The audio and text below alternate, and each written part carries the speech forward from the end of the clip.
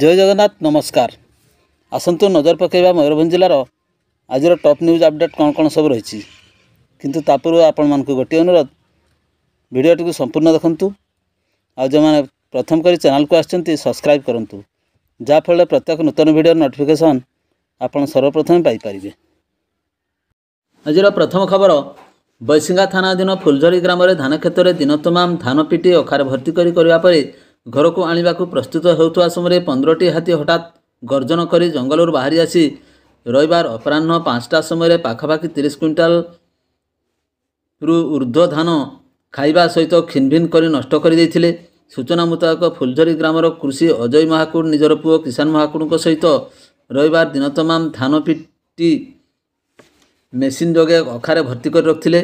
तेबे 3 माण जमी होइथिबा फसल को गोटे स्थान में एकत्रित कर रखिबा सहित पिटी अखारे भर्ती करथिले। घर को नेबा को प्रस्तुत होता समय संध्या हो आसुवा बेले हठात हाथीपल जंगल गर्जन कर बाहरी आसी अखारे भर्ती समस्त पाचिला धान को खिनभिन कर नष्ट कर दे पकाइथिले। तेबे जंगल हाथीपल आसुवा देखि अजय एवं पुओ किसान समेत अन्यान्य लोक मैंने सेठारु दौड़ी पलाई जाइथिले। तेबे वर्ष तमाम परिश्रमर फल आखि आगरे माटी मिसिबार देखि चाषी अजय एवं पुओ किसान चिंताग्रस्त हो पड़ती। परवर्ती खबर बाघियाबाड़ा ग्राम निकटर विशालकाय अजगर साप को उद्धार कला वन विभाग। बांगिरपसी रेंज अंतर्गत निश्चिता पंचायत बाघियाबाड़ा ग्राम निकटर एक जाल एक अजगर साप पड़ा देखा मिलता। सापटीर लंब प्राय 5 फुट एवं ओजन 6 किलो अधिक हो सूचना मिली। खबर पाई वन विभाग 11 घटिका समय घटनास्थल पहुंची एवं सापटी को मरी जाइथिबा देखा पाई। तेज सापटी किपरि मला ना किए मारिदेछि ताहा तदंत सापेक्ष। मृत साप को वन विभाग उद्धार करी पति देइथिबार सूचना मिली। परवर्ती खबर देवनदी पल निकटरे अटो दुर्घटना वृद्ध गुरुतर। करंजिया सहर सहारापड़ा जाइथिबा मुख्य रास्तार देवनदी पल निकटरे राति प्राय 7 घटिका समय एक अटो भारसाम्य हराई जड़े वृद्ध को धक्का देवार से गुरुतर आहत होता प्रत्यक्षदर्शी सूचना मिली। प्राप्त सूचना मुताबक सहारापड़ा हाट काम सारी एक डाला अटो जोगे किछि लोक फेरुवा समय यह दुर्घटना होता। वृद्ध जनक चाली चाली आसुवा समय कौन कारणवश अटोटी भारसाम्य हराई वृद्ध को धक्का देता। निकटस्थ लोके 108 आम्बुलांस और अग्निशम विभाग को खबर देते। तेबे 108 आम्बुलांस जोगे करंजिया स्थित उपखंड चिकित्सालय भर्ती करा अवस्था गुरुतर थिबा और वर्तमान सुधा तांकर परिचय मिल नथिबा सूचना मिली। परवर्ती खबर बेतनडी थाना तथा रेंज अधीन मणतापाल ठारे रविवार अपराह्न 4टारे विशाल दंताहाती आक्रमण में मोटरसाइकेल भांगी चूरमार हो जाइथिबा बेले सेथिरु बाइक चालक जनक कौनसी प्रकार वर्ती जाइछंती।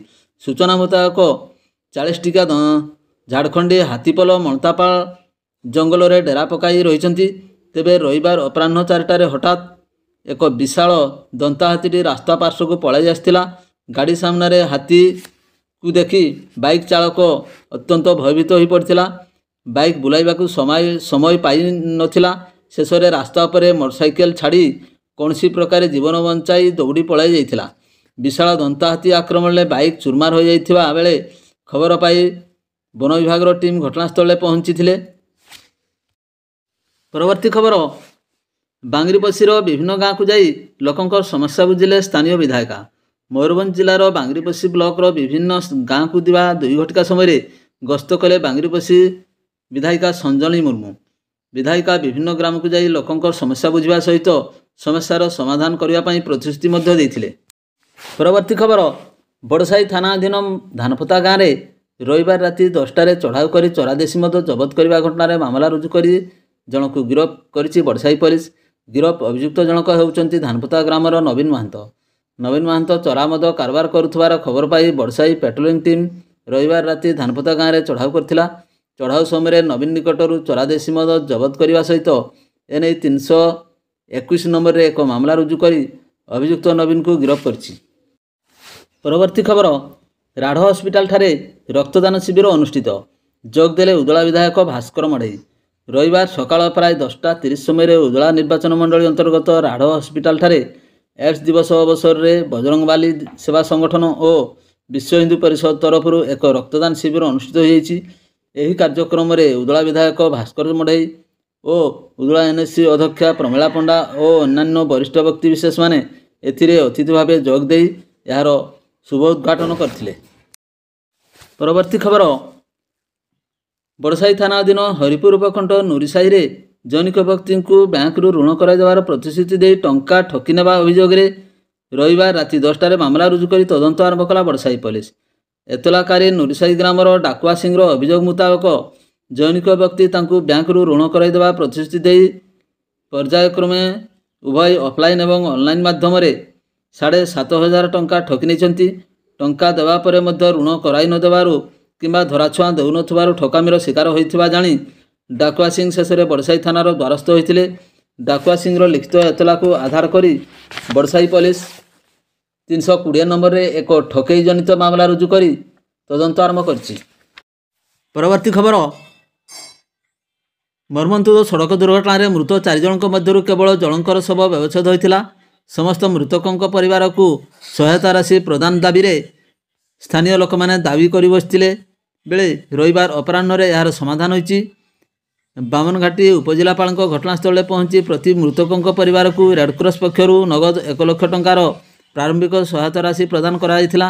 ପୁନଶ୍ଚ ସ୍ଥାନୀୟ ପ୍ରଶାସନ ପକ୍ଷରୁ ମୃତକଙ୍କ ପରିବାରଗୁଡ଼ିକୁ କିଭଳି ମୁଖ୍ୟମନ୍ତ୍ରୀ ରିଲିଫ୍ ପାଣ୍ଠିରୁ ସହାୟତା ରାଶି ମିଳିବ ଓ ଉକ୍ତ ପରିବାରକୁ କିଭଳି ଆଇନ ମୁତାବକ ବୀମା ରାଶି ମିଳିବ ସେ ନେଇ ସ୍ଥାନୀୟ ପ୍ରଶାସନ ପକ୍ଷରୁ ନିର୍ଭର ପ୍ରତିଶ୍ରୁତି ମିଳିବା ପରେ ବ୍ୟବଚ୍ଛେଦ ନ ହୋଇ ପଡ଼ି ରହିଥିବା ଅନ୍ୟ 3ଟି ମୃତଦେହକୁ ବ୍ୟବଚ୍ଛେଦ ପାଇଁ ପଠାଯାଇଥିଲା। ଘଟଣାସ୍ଥଳରେ ରାଇରଙ୍ଗପୁର ଅତିରିକ୍ତ SP, SDPO Rairangpur, Bahalda, Tiring, IIC Bahalda, BDO ଏବଂ ତହସିଲଦାର ପ୍ରମୁଖ ଘଟଣାସ୍ଥଳରେ ରହି ଲୋକଙ୍କୁ ବୁଝାସୁଝା କରିବା ସହ ସମସ୍ୟାର ସମାଧାନ ଦିଗରେ ଉଦ୍ୟମ କରିଥିଲେ। ତେବେ ଜାତୀୟ ରାଜପଥରେ ମଣିଷମରା ଯାନ ପାଲଟିଥିବା ଲୁହାପଥର ବୋଝେଇ ଟ୍ରକ୍ଗୁଡ଼ିକର ବେଗ ନିୟନ୍ତ୍ରଣ ଦିଗରେ ଓ ମଦ୍ୟପାନ କରି ଗାଡ଼ି ଚଳାଉଥିବା ଚାଳକଙ୍କୁ ସାବାଡ଼ କରିବା ଦିଗରେ ପୁଲିସ ଉଦାସୀନତା ରହୁଥିବା ବେଳେ ସ୍ଥାନୀୟ ପୁଲିସ କେବଳ 2 ଚକିଆ ବାଇକ୍, ସ୍କୁଟି ଓ ଚାଳକଙ୍କ ପଛରେ ପଡ଼ିଛି ବୋଲି ଅଭିଯୋଗ ହେଉଛି। ପରବର୍ତ୍ତୀ ଖବର, ମଣିଷ ଏତେ ବି ନିଷ୍ଠୁର ହୋଇପାରେ ତାହା ପ୍ରଘଟ ହୋଇଥିବା ଏକ ଭିଡ଼ିଓରୁ ଜଣାପଡ଼ୁଛି। ସଭ୍ୟ ସମାଜରେ ଏଭଳି କ୍ରୂରତାର କେବେ ବି ସ୍ଥାନ ନାହିଁ। ଗତ ମାସ 12 ତାରିଖରେ ଏହି ଘଟଣା ଘଟିଥିବା ନେଇ ଜଣେ ସଚେତନ ନାଗରିକ ସାମାଜିକ ଗଣମାଧ୍ୟମରେ ଭିଡ଼ିଓ ଅପଲୋଡ଼ କରିଛନ୍ତି। ସେଥିରେ ସେ ନିଜେ ଜାତୀୟ ରାଜପଥରେ ଯାଉଥିବା ବେଳେ ଏହି ଭିଡ଼ିଓ ଉତ୍ତୋଳନ କରି ଏପରି ଦୃଶ୍ୟ କାର୍ଯ୍ୟକୁ ବିରୋଧ କରିବା ସହିତ ଦୋଷୀଙ୍କ ବିରୁଦ୍ଧରେ କାର୍ଯ୍ୟାନୁଷ୍ଠାନ ଦାବି କରିଛନ୍ତି। ବାରିପଦା ଦେଇ ଯାଇଥିବା 18 ନମ୍ବର ଜାତୀୟ ରାଜପଥର ଗାଙ୍ଗରାଜ ରାସ୍ତାରେ ଏହି ଦୃଶ୍ୟ କୁକୁରକୁ ଘୋଷାରି ନେଇ ଦ୍ରୁତ ଗତିରେ ଯାଉଥିବା ଗାଡ଼ିଟିର ନମ୍ବର ହେଉଛି OD 02 AY 2251ରୁ ସ୍ପଷ୍ଟ ବାରି ହେଉଛି। ଜାତୀୟ ରାଜପଥ ଡିଭିଜନର ଏହି ଗାଡ଼ିଟି ହେଉଛି ଟୋଲ୍ ଫ୍ରି ନମ୍ବର 1033 ଗାଡ଼ି ଏବଂ ଏହି ଗାଡ଼ି ସାଧାରଣତଃ ଜାତୀୟ ରାଜପଥରେ କୌଣସି ଦୁର୍ଘଟଣା ହେଲେ ଉଦ୍ଧାର କାର୍ଯ୍ୟରେ ନିୟୋଜିତ ହୋଇଥାଏ। ତେବେ ଏ ଦୃଶ୍ୟ ଯାହା ବୟାନ କରୁଛି ଏହି ଗାଡ଼ି ଉଦ୍ଧାର କ'ଣ କରିବ, ବରଂ ଏହିପରି କ୍ରୂରତା ଦୃଶ୍ୟ କାମ ଭିଆଇଛି। କୁକୁରଟି ମରିଯାଇଛି ନା ଏପରି ଘୋଷାଡ଼ି ହୋଇ ମରିଛି ତାହା ଜଣାପଡ଼ୁନାହିଁ, କିନ୍ତୁ ଯେଭଳି ଭାବେ କୁକୁରଟିକୁ ଗାଡ଼ି ପଛରେ ବାନ୍ଧି ଘୋଷାଡ଼ି ନିଆଯାଉଛି ତାହା ଅତ୍ୟନ୍ତ ହୃଦୟ ବିଦାରକ। ଭିଡ଼ିଓ ଉତ୍ତୋଳନ କରିଥିବା ବ୍ୟକ୍ତି ଜଣକ ତାଙ୍କ ପରିବାର ସହ ଯାଉଥିବା ବେଳେ ଏହା ଦେଖିବାକୁ ପାଇଥିଲେ, କିନ୍ତୁ ଉକ୍ତ ଗାଡ଼ିକୁ ଅଟକାଇବା ପୂର୍ବରୁ ସେ ଗାଡ଼ିଟି ଖସି ଯାଇଥିବା ବୋଲି ପ୍ରକାଶ କରିଛନ୍ତି। ପରବର୍ତ୍ତୀ ଖବର, ଘର ଛାତ ଉପରେ ଚଢ଼ି ଲାଉ ତୋଳୁଥିବା ବେଳେ ଘଟିଲା ଅଘଟଣ।